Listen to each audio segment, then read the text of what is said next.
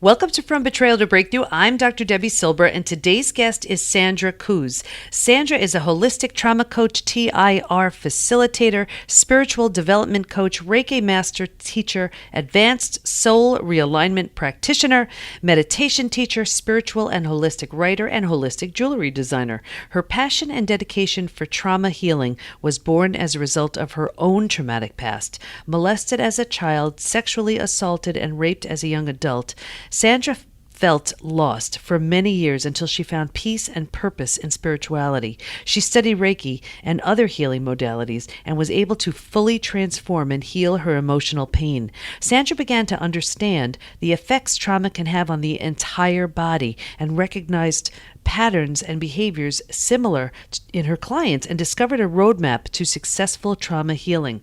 Today, Sandra helps trauma survivors heal and overcome their emotional pain, take back their lives, rise above their story, and discover who they truly are. So, is it possible to rise above your story? My next guest will show you that you absolutely can. She's overcome so many betrayals that had her questioning her worth, even her sanity. But when she made the decision to rise above and heal, that's exactly what she did. Get ready to learn some strategies you can start using today to heal. Here's Sandra. Okay, everybody. So we have Sandra Cooze today, and she's going to be talking about rising above your story. And when it comes to betrayal, some of these stories can be really powerful and really painful, but you are about to meet someone who has truly risen above, and she's going to share exactly what happened and what she did to do just that. So welcome, Sandra.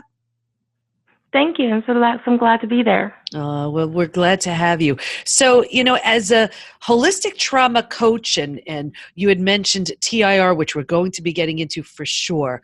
Tell us about what is a trauma coach, and then I want to dive into why you would want to be a trauma coach. Well, a trauma coach is, as it says in the word, someone who is helping people who have been dealing with trauma to truly transform and heal it.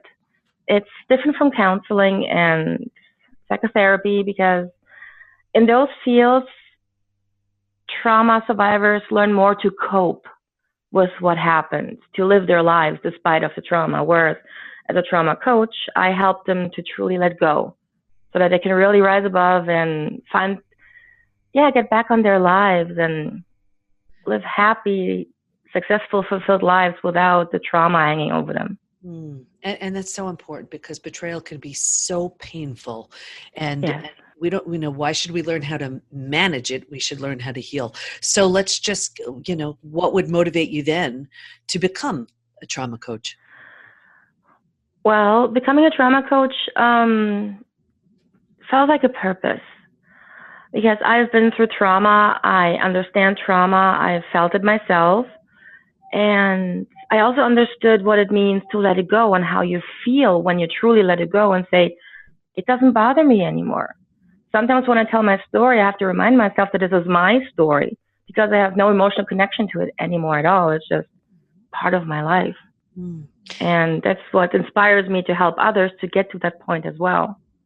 So I want everybody listening to understand, imagine feeling, and I don't know what stage of betrayal you're at right now, if you've been blindsided recently or if this is decades old, but imagine getting to that point where there's no emotion with it. It's a memory. It's an experience without the memory. I remember one of my mentors saying, an experience without the pain is wisdom. And it sounds like that's exactly the point that you're at.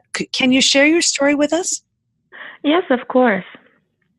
Well, I was molested when I was 12 years old. And this in itself wasn't the worst part. The worst part for me, was how I was treated afterwards. I mean, luckily, my family believed me. So I was one of the lucky ones. But I don't feel that I received the care that I needed. I mean, my mother told me, don't go there anymore. Now, as I was younger, I was angry. I was upset. I didn't understand why she didn't go to the police or confront the dead man or do anything. But now, as having healed my own trauma, I understand that my mother just did not know what to do with this information. She didn't know how to help me because this was something she never thought would ever happen. Now, did she know this And then, person? no. Well, yes, he was the stable master where I was taking care of a little pony that my mom made possible for me. And I think she probably also felt guilty because she put me in that situation without knowing, because a child molester does not have it written on their forehead, because those people have to be nice in order to get close to children and their family, to gain their trust. So what did that do with your relationship with your mom, and how did you work through that? I mean, how did you work through your feelings with your mom and then handling that betrayal? Well, it was a process. I mean, I have a really great relationship with my mom. I always had. But it took me a while to understand her point of view. So I was a little resentful. Like, I stopped really telling my parents important things because I felt like no one was listening. I mean, the molestation was really only the first thing that happened. So if I go back into my story to explain a little more the relationship with my parents, it's when I was 14, I was sexually assaulted. And it was not taken real seriously, mostly because this man was known for just having joy of touching a woman's breast. He was a restaurant owner in a hotel that we went to every year in Austria. And it was known that he just is like that, and it's all he did. He was not like trying to get close to the woman, but I was 14. And I kept telling him, no, don't touch me. And he ignored that. He thought it was funny. And when my mom came, I ran to her and said, Mom, he is trying to touch me. I don't want that. And she tried to play down the situation because she didn't want to cause probably big trouble in this whole relationship, and said, she's too young to understand that. You can't do that. And to me, she was saying, well, this is nothing bad. He does that to everyone. So she was But kind of for me, minimizing it. And this was yes, the second time now that something exactly. happened and you went to your mom. So, earlier you said this is one of the better examples, because I've definitely heard, and I know I've spoken with people on the show about how their parents either ignored it, denied it, and here, your mom seems to acknowledge it, but you're not feeling that you're getting the support that you need. Exactly. That was the point where I stopped talking about things that happened to me, because I felt like I wouldn't get any help at all, and I felt very belittled, even as a 14-year-old. But today I understand that my mom must have had trauma by herself, like with authority figures, with men, like being taught to be quiet. I mean, we grew up in Germany, a defeated country. So people were raised differently there, like so not what to did, speak up. And right. so, And what did it have you believe about yourself? I mean, because now you've had two incidences where you were violated, and what beliefs were starting to become formed because of this? that me as a woman, I wasn't important. Yeah. Basically, that men didn't respect me, and it was a continued occurrence. I was sexually assaulted again in the workplace when I was 18. Then I was raped when I was 22. I didn't even tell my parents about that. Oh, wow. So you see, I felt like men could just do whatever they wanted without consequence. That's the belief I grew up with. Okay, so now here you are, you're 22, you've had these experiences. What was, I don't know if it's a breaking point, or what was the moment where you saw how these experiences and the beliefs behind it and everything was just contributing to this real negative downward spiral? What happened after that? Well, the turning point was after I went to the psychologist. I went to see one about 2 years after I was raped, because I was in a really dark place, and I didn't want to be there. I wanted help. I wanted to feel better, like myself again. So I went to the psychologist and talked to him for an hour about everything that happened. And he looked at me and said, I think you already worked through it all. What am I supposed to do? So this was the last straw for me. I just dropped into a deep, dark hole and I was miserable. Then I had a friend who was very into spirituality, something that I had never heard of at that time. I was 24. So, and he one day just stood in front of me, had his hands on his hips, and said, "Get a quartz crystal already." And I had no idea what that meant, why I should get a crystal, why I should get a rock. So, but I did as he asked because I was like, I tried everything else. Why not? So I got a crystal, and he told me I should take it to bed with me every night and meditate. I had no idea what meditation meant, but I just took it to bed, held it in my hand, and fell asleep. Mm-hmm. But lo and behold, within 3 months, I felt better. I felt lighter. Sometimes I woke up and I was happy when I woke up. Mm-hmm. So, and what I learned from him was that the quartz crystal pulls out negative energy and guides positive energy. And so basically, while I was sleeping, the crystal was slowly pulling out some of that negative energy that was attached to all the traumas. Mm-hmm. That was the turning point. That's like the best kind of multitasking. Yes, it is. Here you are sleeping, and this crystal is just doing this wonderful work. So now, as you were starting to feel better, did you realize the crystal had something to do with it, or were you questioning it? Like, how could a crystal possibly be contributing to me feeling better? Like, what was going on in your mind? Well, no, I had no doubt it was the crystal. Mm-hmm. And I didn't understand it, but I was hooked. I wanted to know more, which was my introduction to spirituality. So I started looking up more about crystals, and I got into tarot and everything that everybody who starts on spiritual path gets into. I was trying out different modalities until I found the right one for me. And I want to stop you there. What were some of the ones that you tried, and what did you find really worked for you? Well, first thing that I did was look into the Nordic mythology, like Thor and Odin and all that, because I had a friend whose father was big into that. Mm-hmm. He was into runes and nature and everything, and it was interesting. And I studied with him for a couple of years, but I felt it was not the right path. Mm-hmm. Then I looked into witchcraft, because at some point everybody's intrigued by that. Mm-hmm. But that was not my thing at all. So I was like, okay, who am I? And that's when I realized that whenever I look at my hands, they tingled. I was like, okay, so I have to do something with my hands because they don't tingle for no reason. Mm-hmm. I didn't understand it at that point, but one day my dad had a lot of pain from carpal tunnel syndrome. And I was like, okay, let me try something. So I put my hand over his wrist, and my hand got hot, burning hot.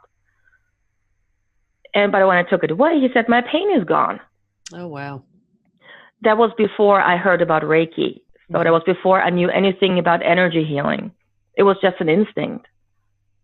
So then I thought, okay, so this is what I should look into. And then I met my husband, came to Canada, and people over here are so different from how they used to be in Germany. It's a very open to spirituality and exploration and everything. And so I met my Reiki master, and 3 months later, I was a master, and it was a feeling as if I had come home after a long journey. Wow. And from there, the healing process started. Yeah, and I just want to share with everybody, so what this is, and this is so common, I hear this all the time, that you just, if you're willing, willingness is always the big word, if you're willing to just explore some ideas and explore spirituality, which has such a huge place in healing, and if you're open, you really will be guided, and you'll, if you trust your inner wisdom that says, hey, this feels right, this doesn't feel right. It sounds like you were absolutely intuitively led to Reiki, and that just felt good. And then there's something about, you could see the confidence starting to build as you're doing these new things, which you're noticing they're helping you heal, you're feeling better, and it's just a win-win. So what did that lead to? Well, that led to me starting to go out there and practicing Reiki. I mean, the more I practiced, the more I learned, the more I understood what it really is, because it's so much more than a healing modality. It's basically the beginning of a spiritual journey. Whenever I have clients who ask me, how can I go into spirituality? I'm just like, study Reiki. This is the foundation. Everything builds up on that. So as I started to have more clients, I noticed that after the sessions, we were always sitting down and talking about the session, and they started talking to me about issues they had in their life. And just sitting there and talking with them and help them to figure out things that they couldn't see. This made me so happy. So I wanted more of that.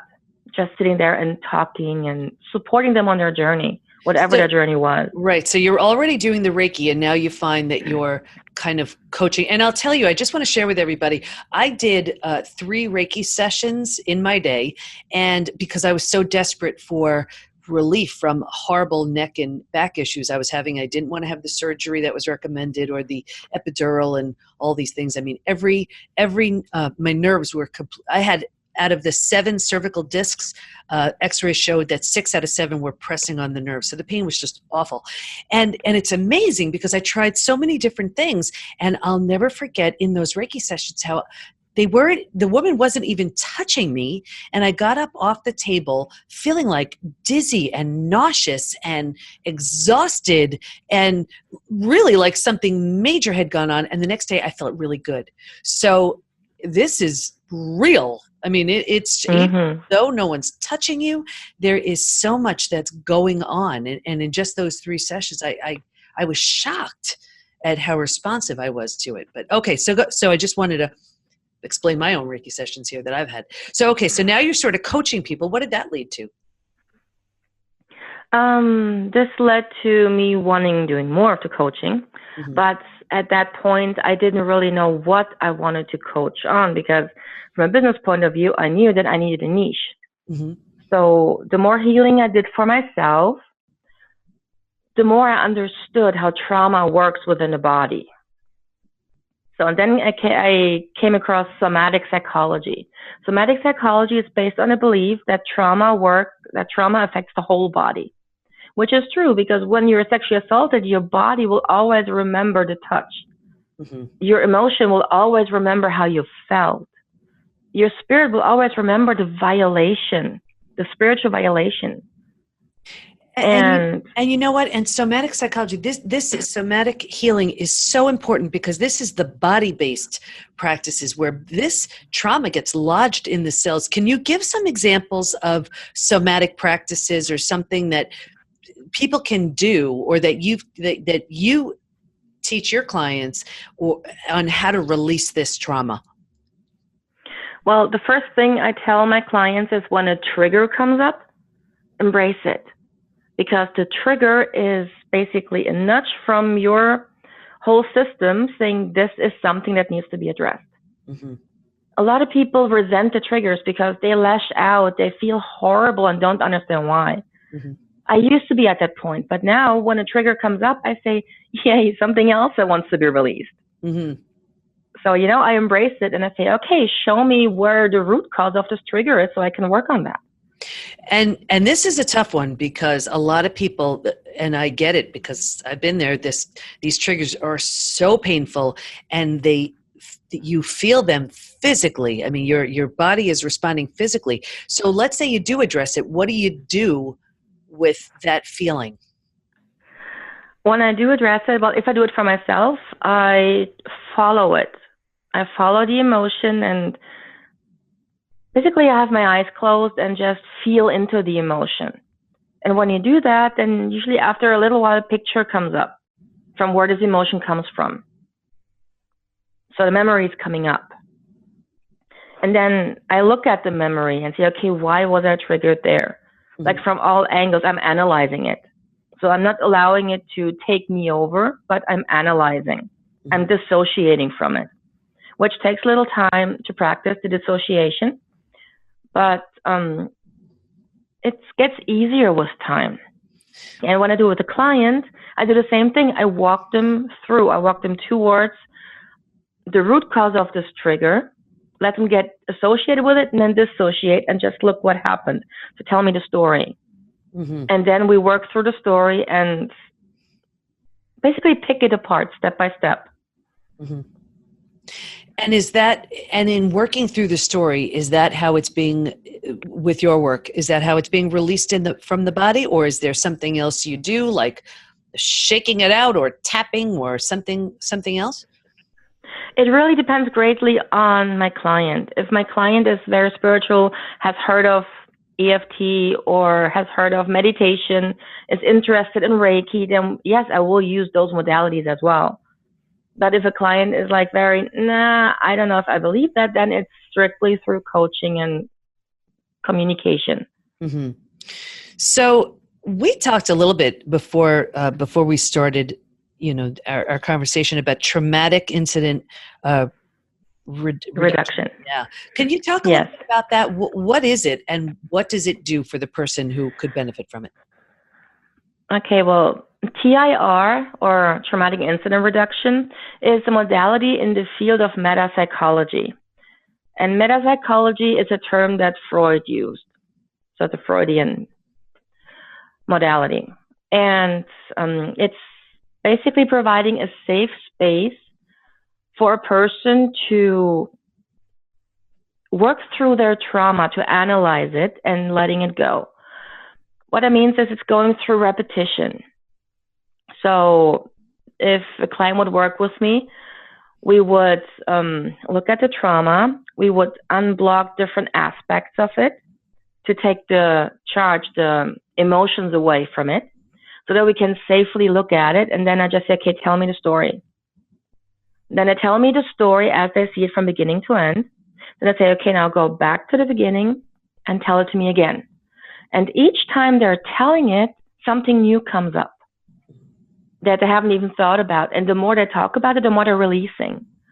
And this continues until that situation doesn't trigger them anymore.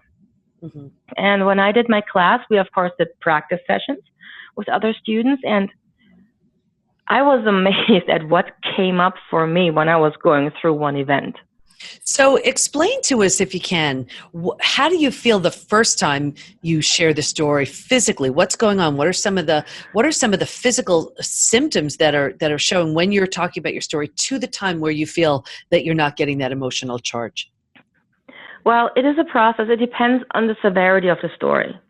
Well, the stories I picked for practice purposes weren't so deep because we as students didn't have the ability to really stay with that yet at that time.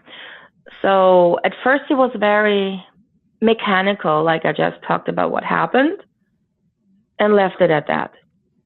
Then I was going through it again, talked about the same thing again, but I noticed different aspects of it, like something else came into my view that was there, or what someone said and stuff. And then I did it again.